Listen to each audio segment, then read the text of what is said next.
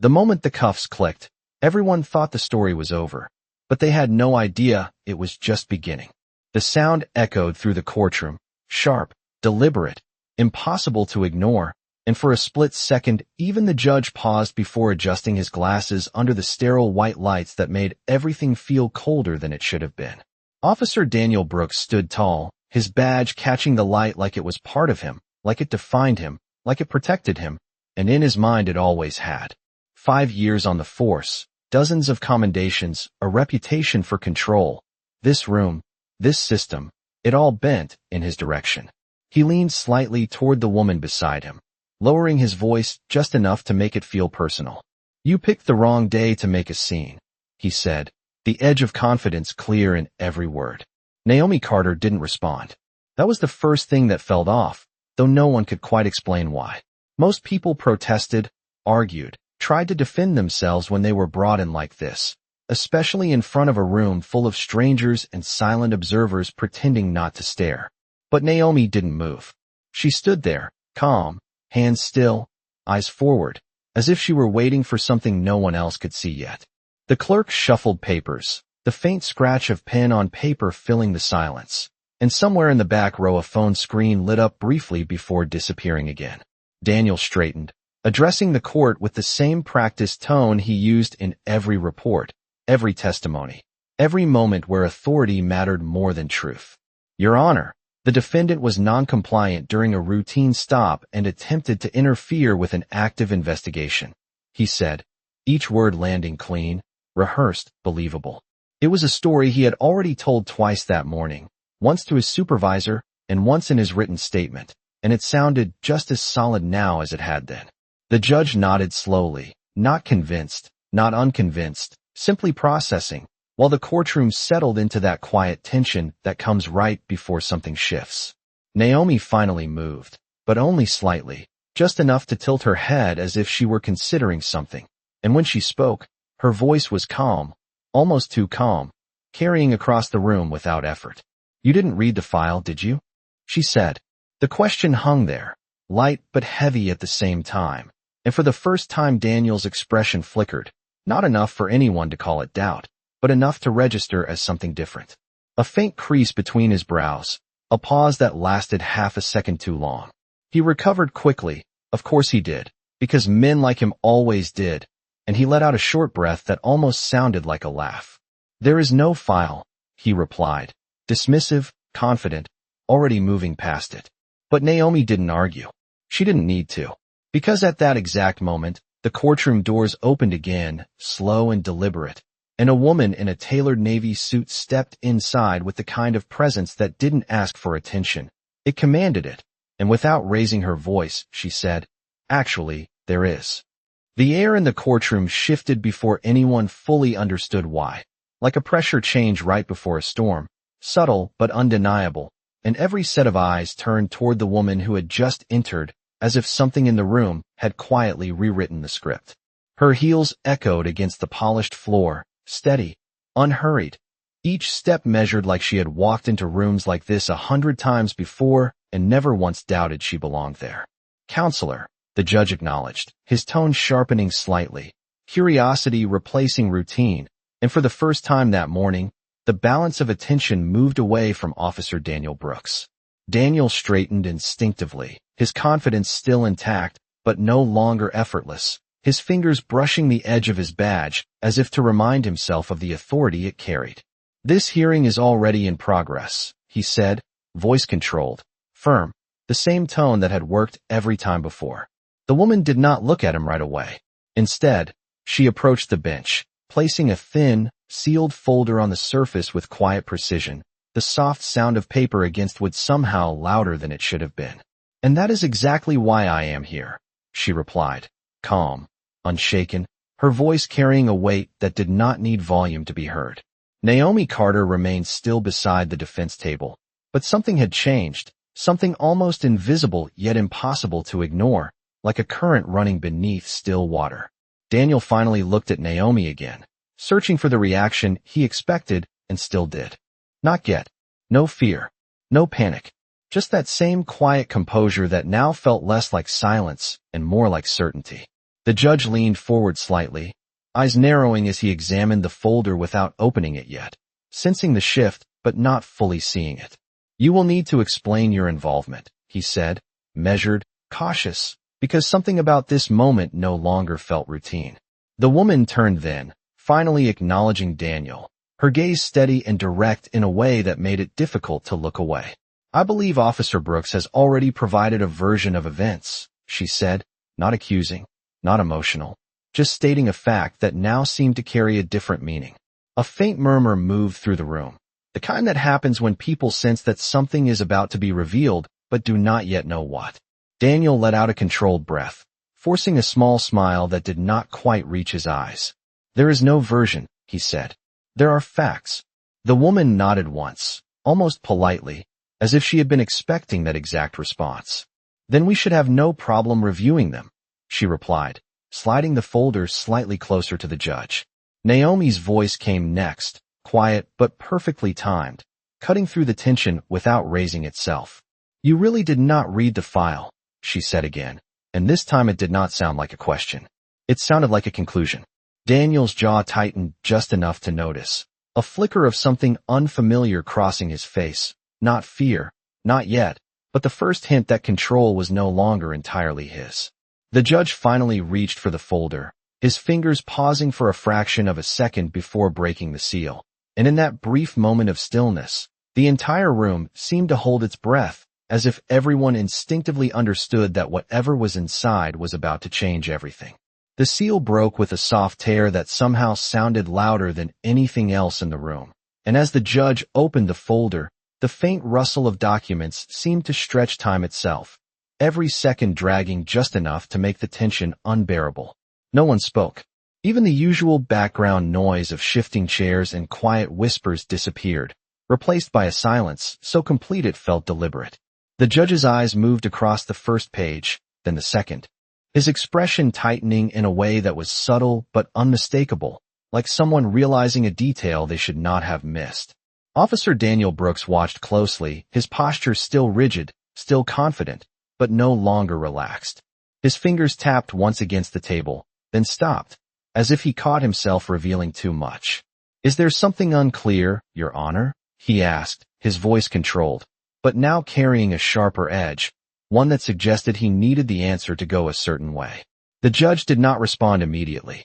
Instead, he turned another page, slower this time, more deliberate, as if confirming what he was seeing before acknowledging it out loud. The woman in the navy suit remained perfectly still, hands lightly resting at her sides, her composure unchanged, as though this exact moment had already been calculated long before anyone entered the courtroom. Naomi Carter shifted her gaze slightly, not toward Daniel, not toward the judge, but toward the gallery, where a few more phones had quietly appeared, screens glowing faintly as people sensed that whatever was happening was no longer routine. Officer Brooks, the judge finally said, his tone different now, less neutral, more focused. You stated this was a standard incident report. Daniel nodded immediately. Yes, Your Honor. Routine stop. Noncompliance. Interference with procedure. The words came out quickly, practiced, familiar, but something about them now felt rehearsed in the wrong way, like a script being read after the ending had already changed. The judge closed the folder halfway, not fully, just enough to hold the room in suspension. Then help me understand why this file is marked as part of an ongoing federal review, he said. The words landed quietly, but their impact rippled through the room like a sudden shift in gravity. Daniel's expression held for a fraction of a second too long before he responded. I am not aware of any such review, he said, and for the first time, there was something new in his voice, not fear, not yet, but resistance. The woman stepped forward just enough to be seen clearly beside the bench. That is because you were not meant to be, she said, calm, precise, each word placed exactly where it needed to be. Naomi's eyes finally moved back to Daniel. And this time there was something there, not anger, not satisfaction, but recognition, as if she had been waiting for him to arrive at this exact point. The judge reopened the folder, flipping to a page near the back, where a small embedded screen was clipped neatly inside. There is also media attached, he added, almost as if confirming it to himself. The room seemed to lean forward collectively, drawn by the promise of something visible, something undeniable. Daniel's jaw tightened again, the small movement sharper now, harder to hide. With respect, Your Honor, I would question the admissibility of any unauthorized material, he said, his tone firmer, pushing back, trying to regain ground that was already slipping. The woman in navy did not argue. She did not need to. It is already authorized, she said quietly. And then, almost as an afterthought, she added, signed 3 days ago. The judge pressed a small button on the side of the screen, and as it flickered to life, the glow illuminated his face, reflecting in his glasses, and in that reflection, for the first time, Daniel saw something he had not expected to see in this room, not directed at Naomi, not directed at anyone else, but directed squarely at him, scrutiny. The screen flickered once, then steadied, casting a pale glow across the courtroom that made every face look sharper, more exposed, and for the first time that morning, Officer Daniel Brooks did not move at all. The footage began without sound for half a second, just motion, just angles, just the unmistakable perspective of a body camera, and then the audio clicked in, quiet at first, then clear enough that every word carried. Naomi Carter stood in frame, exactly as she had earlier, calm, composed, her voice measured, asking a question that now sounded very different in this context. Can you confirm the basis for this stop? She had said. The video paused there, the judge's finger hovering just above the control, as if even he needed a moment to process what he was seeing. The room shifted again, but this time it was not subtle. A chair creaked. Someone inhaled sharply. The quiet tension had transformed into something heavier, something that demanded attention. Daniel cleared his throat, a small sound that felt louder than it should have been. Your Honor, without full context, that clip could be misleading, he said, his tone steady but no longer effortless, each word placed more carefully than before. The judge did not look at him. Instead, he pressed play again. The footage continued, the camera angle steady, the interaction unfolding in real time, not dramatic, not exaggerated, just precise, and that precision made it impossible to ignore. Naomi's voice remained calm throughout, consistent, controlled, while Daniel's responses, though still professional on the surface, carried something else beneath them now that the room could hear it. A shift in tone, a tightening, a pattern that was not visible in a written report but became unmistakable when heard directly. The video paused again, this time on a frame where Naomi was looking directly into the camera, not at Daniel, not at anything else, but straight ahead, as if she knew exactly where this moment would end up. The judge leaned back slightly, removing his glasses for a brief second before placing them back on, a small gesture that carried more weight than any words he could have said. Officer Brooks, he said, his voice now deliberate, this recording appears to contradict portions of your statement. Daniel's jaw set, the line tightening just enough to notice, his mind moving quickly, recalibrating, searching for control that was no longer fully within reach. I would need to review the full sequence to respond accurately, he replied, choosing each word with precision, trying to slow the momentum, trying to regain ground. The woman in the navy suit stepped forward again, her presence unchanged, her tone even. The full sequence is included, she said. Time-stamped, verified, and cross-referenced. Naomi remained still, but the silence around her no longer felt passive. It felt intentional. It felt like part of something larger that had been set in motion long before this moment. The judge glanced down at the folder once more, then back at the screen, then finally at Daniel, and this time the look was no longer neutral. It was evaluative, careful, focused in a way that suggested the narrative in the room had already begun to shift. Somewhere in the gallery, a phone screen brightened again, capturing the moment, preserving it, and though no one said it out loud, the realization spread quietly through the room that whatever was happening here was no longer contained within these walls. Daniel exhaled slowly, steadying himself, but the confidence that had filled the room earlier had changed shape. Thinner now, more fragile, and for the first time, he did not look at Naomi as someone he controlled, but as someone he had not fully understood. The room did not erupt. It did not need to, because the silence now carried more weight than any reaction ever could, and every person present could feel it settling in, slow and undeniable, like a realization no one could reverse. The judge did not press play again right away, and that pause, that deliberate stillness, said more than the footage itself.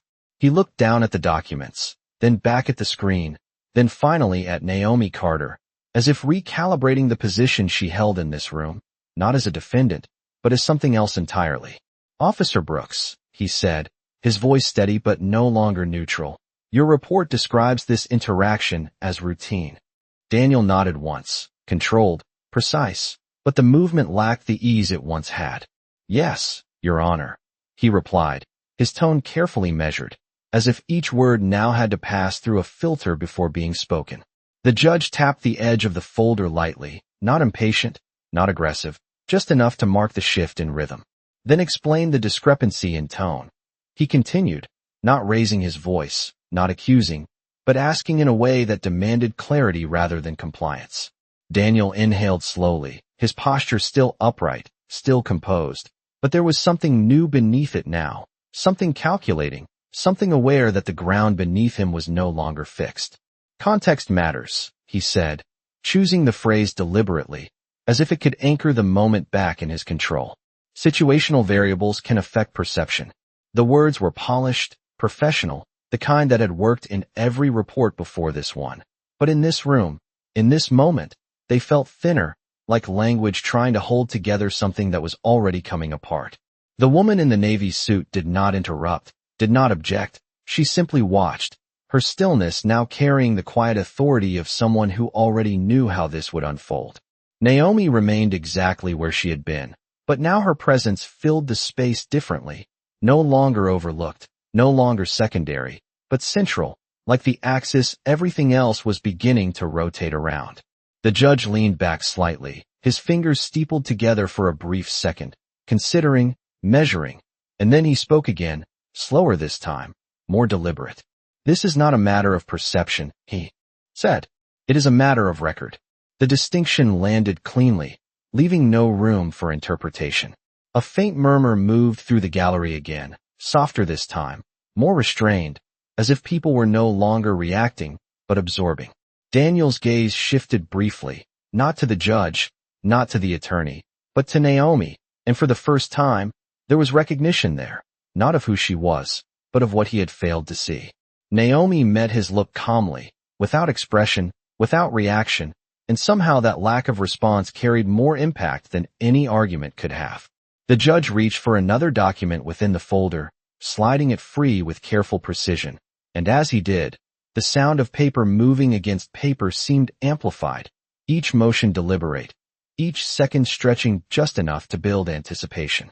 "There is an additional designation attached to this file," he said, glancing down briefly before looking up again, his eyes settling on Daniel with a focus that left no ambiguity. "One that suggests this proceeding may not be what it initially appeared to be." The words did not rise in volume, but they shifted everything. Daniel held still, his expression controlled, but the confidence that had once filled the room now felt contained, compressed, like something under pressure. The woman in navy took a small step forward, not to interrupt, but to align herself with the moment, her presence now unmistakably part of the structure unfolding. And Naomi, still calm, still composed, spoke once more, her voice quiet but clear, carrying across the room with precision. "You thought this was your case," she said, not as a challenge, not as a question, but as a simple statement of fact. Then she paused, just long enough for the weight of it to settle before adding, "It was never your case." The words did not echo, but they stayed, suspended in the air like something irreversible, and for a moment no one moved because everyone understood that the line between roles had just been erased. Officer Daniel Brooks blinked once, slow, controlled, as if recalibrating the entire situation in real time, his mind catching up to a reality that no longer matched the version he had walked in with. "That is not accurate," he said finally, his voice steady but tighter now, less certain, each word carrying the effort of maintaining structure where it was beginning to fracture. The judge did not respond immediately. Instead, he reached deeper into the folder, pulling out a document marked with a bold federal seal, the kind that did not appear by accident and did not get attached without reason. The paper made a crisp sound as it cleared the stack, and that sound alone seemed to shift the weight of the room again. This designation, the judge said, holding the document slightly higher, not for display but for confirmation, indicates that the individual identified as Naomi Carter is operating under a federal mandate. The phrasing was precise, careful, chosen to avoid assumption while making the implication unmistakable. A ripple moved through the gallery, quieter now, more focused, as if the room had transitioned from watching to understanding. Daniel's gaze locked onto the document, then flicked back to Naomi, searching, measuring, trying to find the inconsistency that would restore his footing. "With respect, Your Honor," he said, the phrase now carrying more tension than before. That claim would require verification beyond a single document. It was not defiance, not yet, but it was resistance, a final attempt to hold on to procedure as leverage. The woman in the navy suit stepped forward again, this time placing a second item on the bench, a slim identification wallet that opened with a quiet click, revealing credentials that matched the seal, the signatures, the timeline. "Verification has already been completed," she said, her tone unchanged, calm, controlled, as if this was simply the next step in a sequence that had been planned long before anyone else entered the room. Naomi did not move. She did not reach for the credentials, did not acknowledge them, because she did not need to. Her presence alone now carried the confirmation that Daniel had been searching for and failing to find. The judge studied the identification briefly, then closed it with a soft snap, placing it beside the folder with deliberate care. "Officer Brooks," he said, his voice now carrying a weight that left no ambiguity, "this proceeding is no longer limited to your report." The words did not rise, but they settled heavily, redefining the space in a way that could not be undone. Daniel exhaled slowly, his posture still upright, still controlled, but the confidence that had once filled every movement was now contained, measured, as if he were navigating unfamiliar ground. "Then I would request clarification on the scope of this proceeding," he replied, choosing structure again, leaning on it, because it was the only thing that had not shifted completely. Naomi's eyes met his once more, steady, composed, and when she spoke, her voice was quiet, almost reflective, but every word landed with precision. "The scope," she said, "is everything you assumed would never be questioned." The room did not react outwardly, but the meaning settled in, deep and undeniable, and as the judge reached once more for the screen, preparing to continue, the balance of power in the courtroom had fully shifted, not with noise, not with force, but with something far more unsettling for the man who had once controlled it so easily: clarity. The word clarity did not bring relief, it brought weight, and as the judge's hand hovered over the screen again, the entire courtroom seemed to lean into the moment without physically moving, as if everyone understood that what came next would not simply add information, it would redefine everything that had already been said. The screen flickered back to life, and this time the footage did not begin where it had before. It started earlier. The timestamp in the corner shifted backward, revealing a moment that had not been included in the original report, not mentioned, not referenced, simply absent. Naomi stood in frame again, but now the context was different, the setting wider, the exchange unfolding before the part that had already been shown, and suddenly the sequence made sense in a way it had not before. For the record, Naomi's voice said from the recording, calm and measured, "I am requesting confirmation of the legal basis for this stop." The words were the same tone, the same control, but now they carried a different meaning, because this time they came before anything else. Before escalation, before interpretation, before the narrative that had been presented. The judge did not pause the video. He let it run.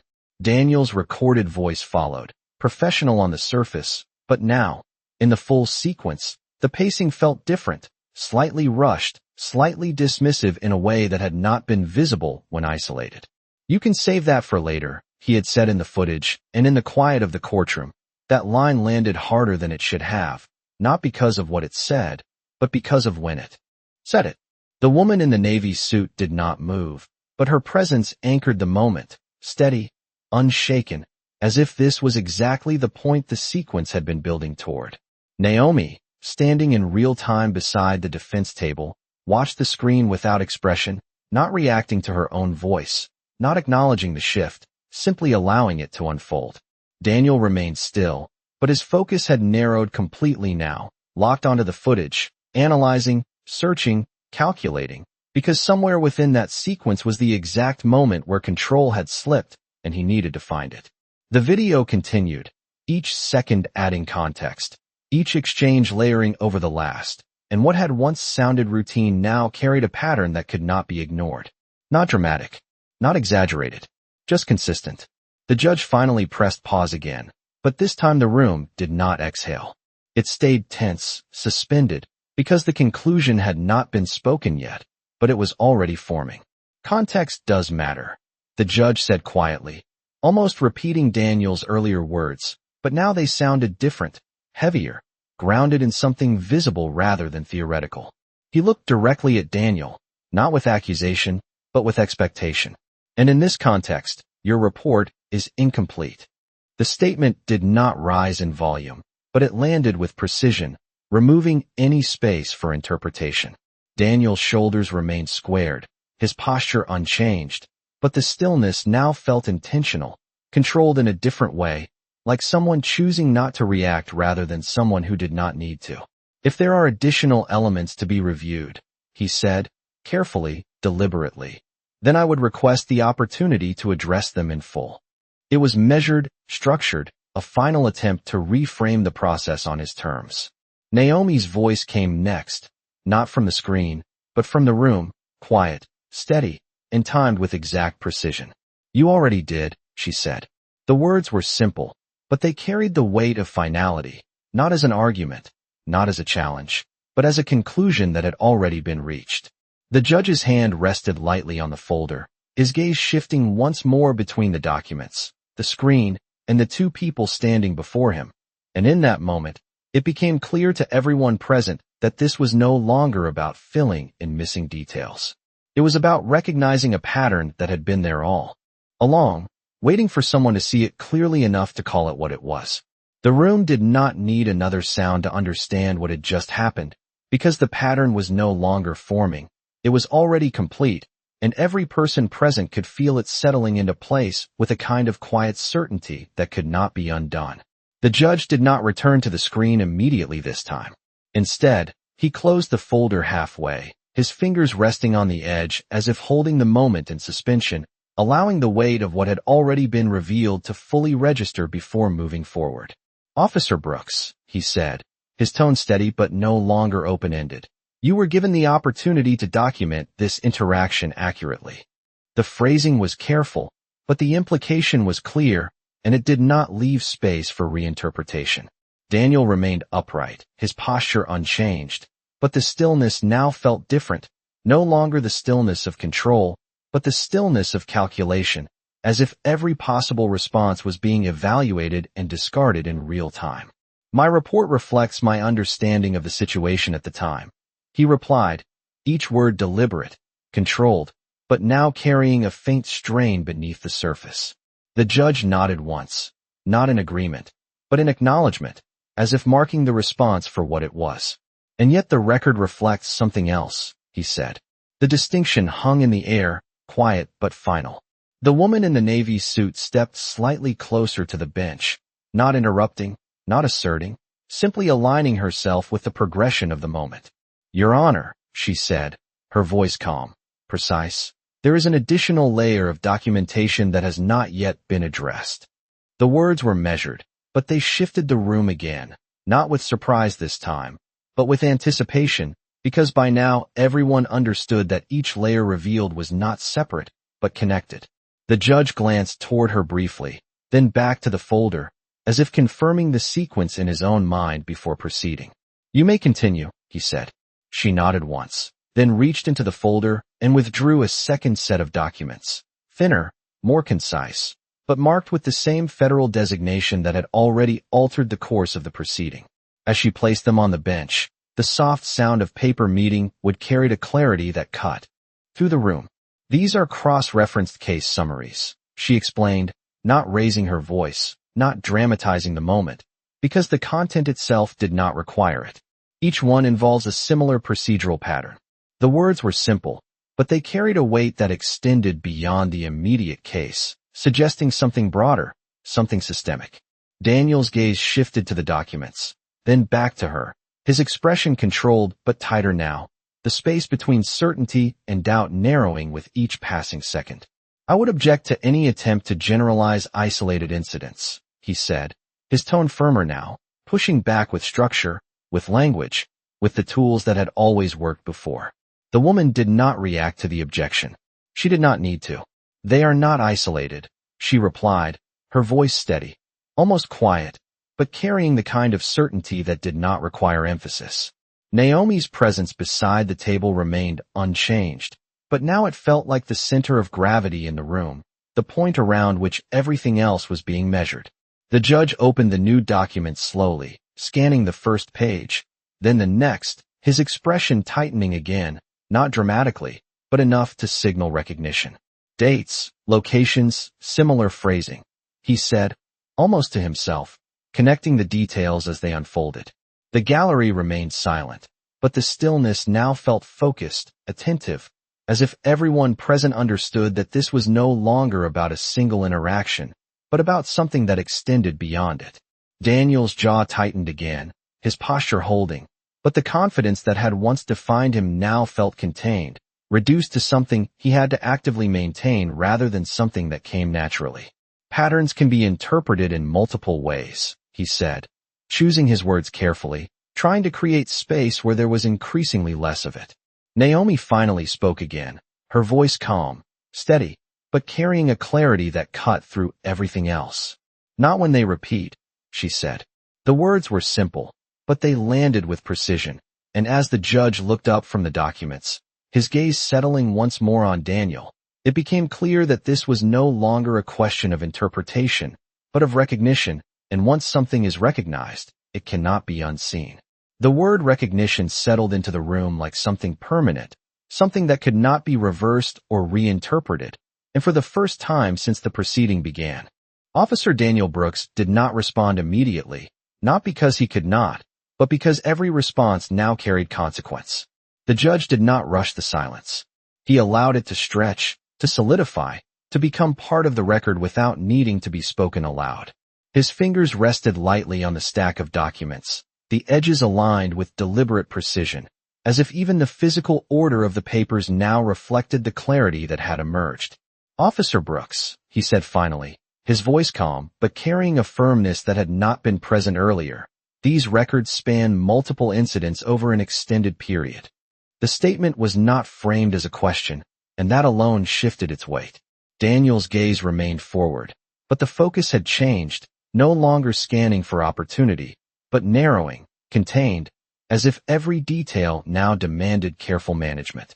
"I cannot speak to matters outside the scope of this case," he replied, the structure of the sentence precise, controlled, but now sounding more like a boundary than a defense.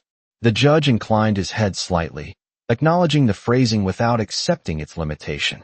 "The scope," he said, repeating the word with quiet emphasis, "has already been expanded." The room absorbed that in silence, the meaning settling deeper than any raised voice could have achieved. The woman in the navy suit shifted her weight slightly, not out of uncertainty, but in alignment with the progression of the moment, her presence steady, her role now fully integrated into the structure unfolding. "Your Honor," she said, her tone measured, "the consistency of language across these reports is statistically significant." The phrasing was clinical, precise, but it carried a gravity that extended beyond numbers. The judge glanced down at the documents again, tracing a line of text with his finger as if confirming what had already been established. "Repeated phrasing, identical sequence of justification, similar omissions," he said quietly, almost as if listing them for the record. Daniel's jaw tightened again, the movement small but sharper now, his composure still intact but no longer effortless. "Standard reporting language can appear consistent across cases," he said, the explanation immediate, practiced, but now lacking the ease it once carried. Naomi's voice followed, calm, steady, and placed with exact timing. "Not when the context changes," she said. The words were simple, but they cut through the explanation with precision, narrowing the space further.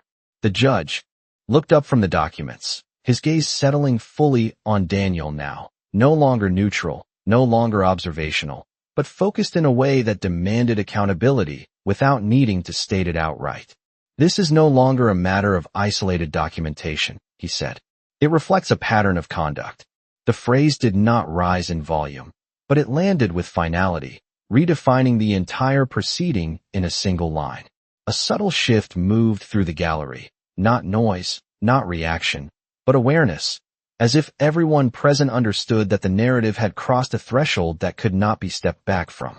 Daniel exhaled slowly, his posture still straight, still composed, but the effort to maintain it now visible in the smallest details, the tension in his shoulders, the stillness of his hands, the careful control of his expression. "If there are concerns regarding conduct," he said, choosing his words with deliberate care, "then those concerns should be addressed through the appropriate channels." It was an attempt to redirect, to compartmentalize, to move the conversation back into familiar structure. The judge did not interrupt, but he did not follow that redirection either. Instead, he closed the folder completely this time, the sound of it firm, final, and unmistakable. "That is precisely what is happening," he said. And as his gaze shifted briefly toward Naomi, then back to Daniel, the meaning became clear without needing further explanation, that the channel had already been chosen, the process already in motion, and the outcome no longer dependent on who believed they were in control when it began. The finality of the judge's words did not echo, but it settled with a precision that made everything else feel secondary, and for a brief moment, no one moved because the direction of the room had been decided without needing to be declared. Officer Daniel Brooks remained standing, his posture still intact, still disciplined, but the structure that once supported it had shifted, and now every movement felt deliberate, measured, as if he were navigating a space that no longer followed his expectations.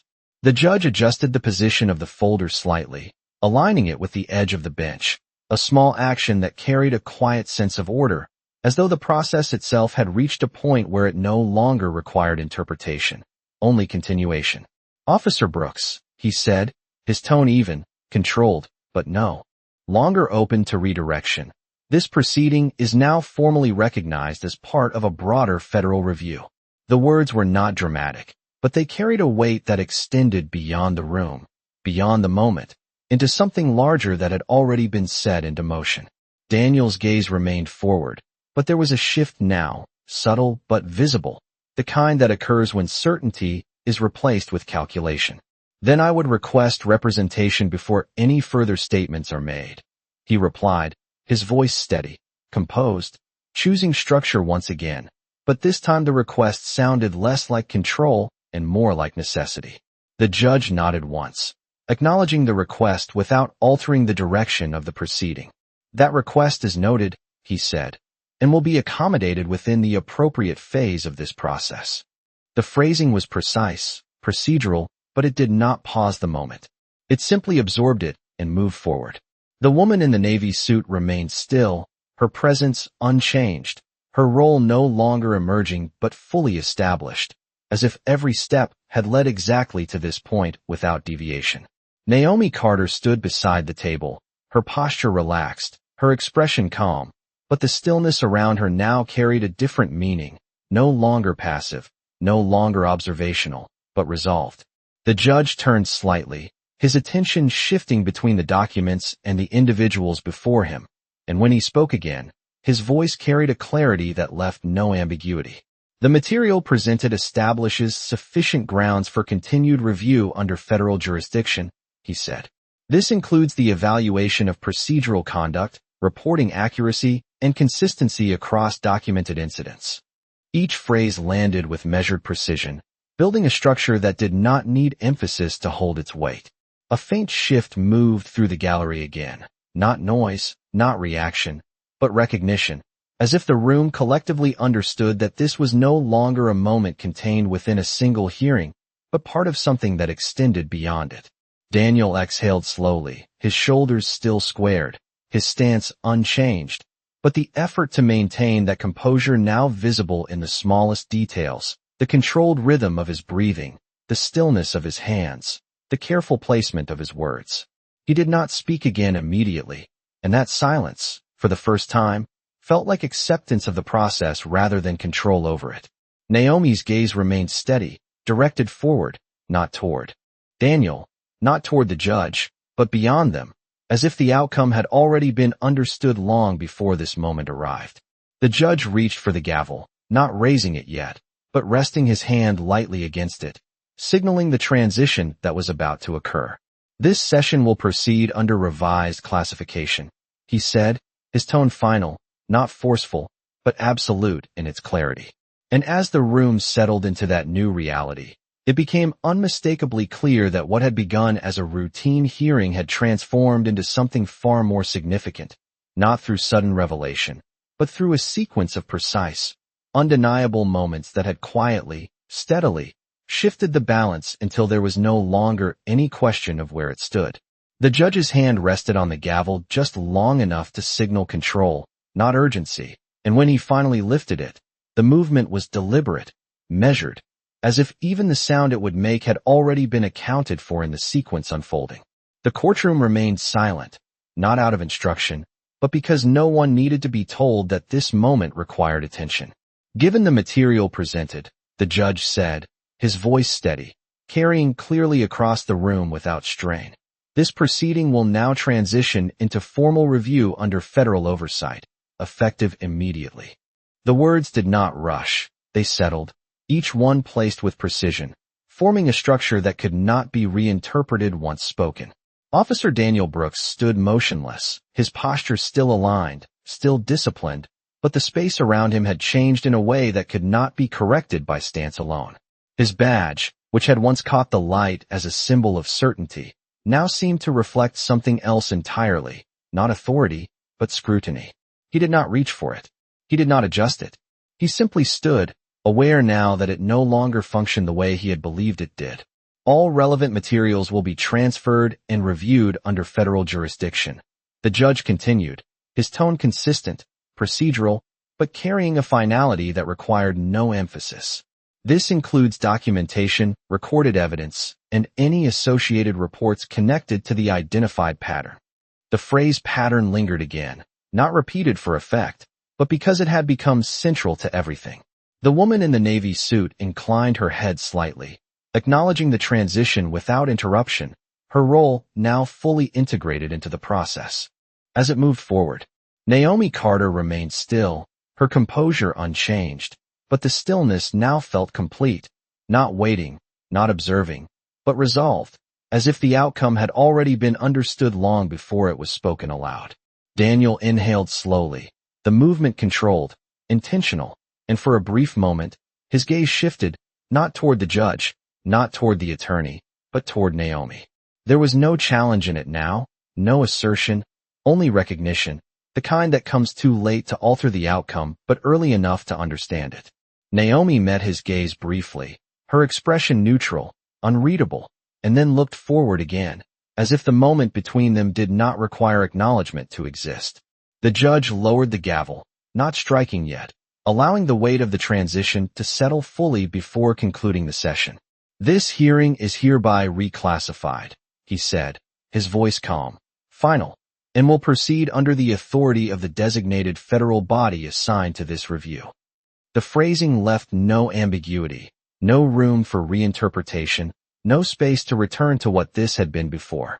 A faint shift moved through the gallery, not noise, not reaction, but awareness, as if every person present understood that they had just witnessed something change in real time, something that would not remain confined to this room.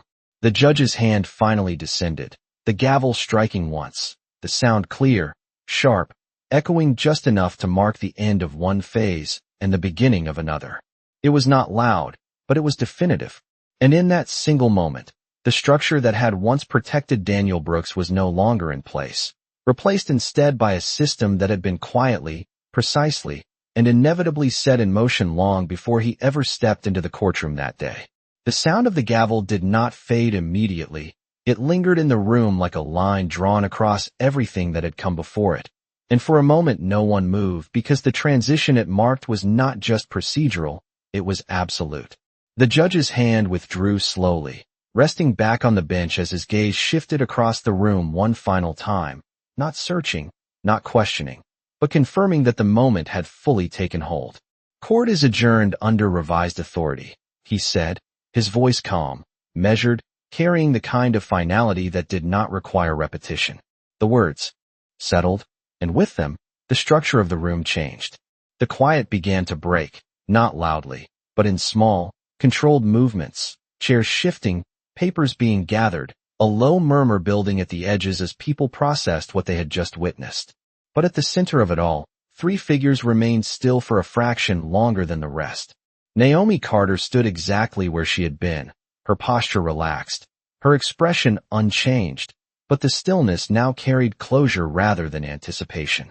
The woman in the navy suit turned slightly toward her, not speaking, not signaling, just acknowledging with a brief, almost imperceptible nod that did not need explanation. Naomi returned the nod just as subtly, a silent exchange that marked the completion of something that had been in motion long before this room was ever involved. Officer Daniel Brooks did not move immediately. His stance remained upright, disciplined, but the meaning behind it had shifted. The room around him was no longer something he controlled, no longer something that responded to his presence. Instead, it moved past him, around him, as if the center had quietly relocated without announcement. His gaze lowered briefly, not in defeat, not in collapse, but in recognition, the kind that comes when the framework you relied on is no longer there. He adjusted his jacket slightly, a small, controlled movement, then straightened again, not to reassert control, but to maintain composure in a space that no longer required his authority. The woman in the navy suit stepped forward just enough to gather the documents from the bench, closing the folder with precise care, aligning the edges as if the order within it mattered just as much now as it had before. "We will be in contact regarding next steps," she said, her tone professional, neutral, directed not as a challenge, but as a statement of process already underway. Daniel gave a slight nod, his response measured, contained, because there was nothing else to offer that would alter what had already been set in motion. Naomi turned then, not toward Daniel, not toward the judge, but toward the exit, her steps steady, unhurried, each one carrying the quiet certainty of someone who had never needed the room to validate what was already true. As she reached the doorway, the light from the hallway framed her briefly, outlining her figure against the brighter space beyond. And for a moment, the contrast made everything else in the courtroom feel dimmer, smaller, less defined. She did not look back. She did not pause. She simply stepped forward and disappeared into the light beyond the threshold. Behind her, the room continued to shift, voices rising slightly, movement returning, the ordinary sounds of a place resuming after something extraordinary had just passed through it. And at the center of that transition, Daniel Brooks stood for 1 second longer than necessary, then turned, following a path that was no longer his to control, into a process that had already begun without him.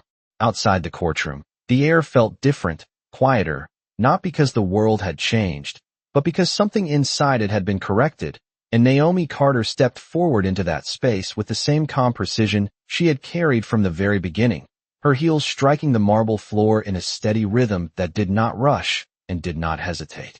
The hallway lights stretched ahead of her in a long, clean line, reflecting faintly against the polished surface beneath her feet, and for a moment, everything felt still, contained, as if the noise of what had just happened had not yet caught up to her. Behind her, the courtroom doors opened and closed in intervals, muted voices spilling out, fragments of conversation already beginning to reshape the story into something that would travel far beyond those walls. But Naomi did not turn back. She did not need to. She had never been there to be seen. She had been there to be understood. The woman in the navy suit walked beside her now, her presence still steady, still composed, but lighter in a way that signaled completion rather than anticipation. "It is done," she said quietly, not as a declaration, but as a confirmation of something that had already been true for several minutes. Naomi nodded once, her expression unchanged, her focus forward. "It was always going to be done," she replied, her voice even, carrying no trace of triumph, no need for it, because this had never been about winning in the way most people understood it. It had been about alignment, about bringing something into the light that had been allowed to remain just out of reach for too long. The sound of distant footsteps echoed faintly behind them, and for a brief moment, Naomi slowed. Not stopping, not hesitating, just enough to allow the rhythm of the moment to settle fully. Outside the courthouse, the late afternoon light stretched across the steps, warm and steady, contrasting the controlled stillness of the interior with something more open, more expansive. As she stepped through the doors, the brightness framed her again, outlining her silhouette against the city beyond, and for a moment, it felt like a transition not just of space, but of weight, as if everything that had been contained inside those walls no longer needed to follow her forward. People moved around the plaza, unaware, engaged in their own routines, their own timelines, and that contrast made the moment feel even sharper, more defined. Somewhere behind her, inside the building, processes had already begun, calls being made, files being transferred, names being reviewed, but Naomi did not need to witness any of it. She had already done what she came to do. She descended the steps with the same steady pace, her movements controlled, intentional, and as she reached the bottom, she paused just long enough to take in the space around her, not as someone looking for validation, but as someone marking a moment that did not require acknowledgement to exist. The woman beside her adjusted the folder slightly, aligning it once more, a small gesture that mirrored the precision of everything that had led them here. "They will talk about this," she said, her tone neutral, observational, as if noting something inevitable rather than significant. Naomi's gaze remained forward, her expression calm, and after a brief moment, she spoke again, her voice quiet, but carrying the kind of clarity that did not need volume to be heard. "They always do," she said. Then she stepped forward into the flow of the city, blending into it without effort, without pause, leaving behind a moment that would continue to unfold long after she was no longer there to be seen. Because some people do not need to stay to be remembered, and some truths do not need to be repeated to be understood.